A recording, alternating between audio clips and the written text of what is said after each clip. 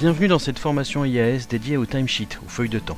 Si vous n'avez pas encore vu les vidéos dédiées à l'utilisation d'IAS ou au vocabulaire spécifique lié à son utilisation, je vous recommande de commencer par visionner les vidéos qui leur sont consacrées. Les feuilles de temps, ou timesheet donc, sont l'une des données centrales de la gestion opérationnelle du cabinet. Elles sont d'ailleurs obligatoires à la fin de chaque mois. Tout le temps ouvré du mois doit être chargé d'une façon ou d'une autre, que ce soit sur un job ou sur un compte interne.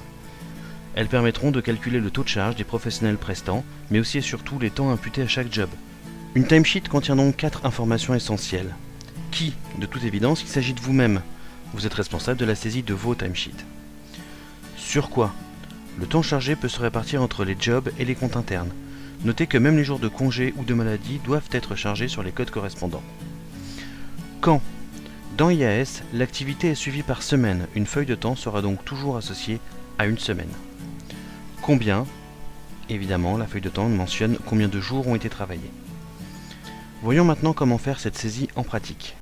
Pour créer une nouvelle timesheet, on va aller dans le menu à gauche ici, dans Gestionnaire de projet, puis dans Timesheet. On arrive sur la vue liste des timesheets, on utilise le plus vert en haut à gauche pour créer une nouvelle fiche. Sur la fiche, on retrouve les 4 informations dont nous avons déjà parlé précédemment. Le qui, la ressource est saisie automatiquement par IAS. Le quoi, on sélectionne d'abord compte interne ou code charge, c'est-à-dire job, puis le code charge ou le compte interne lui-même. Ensuite, on passe à quand. On saisit une date dans la semaine.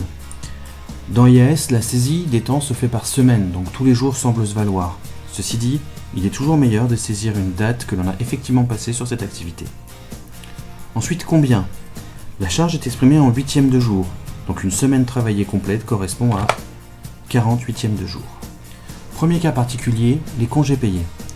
Si j'ai sélectionné un compte interne correspondant à des congés payés, le cadre semaine me permet de saisir quelles sont les demi-journées correspondant à ce congé. La charge est mise à jour en temps réel.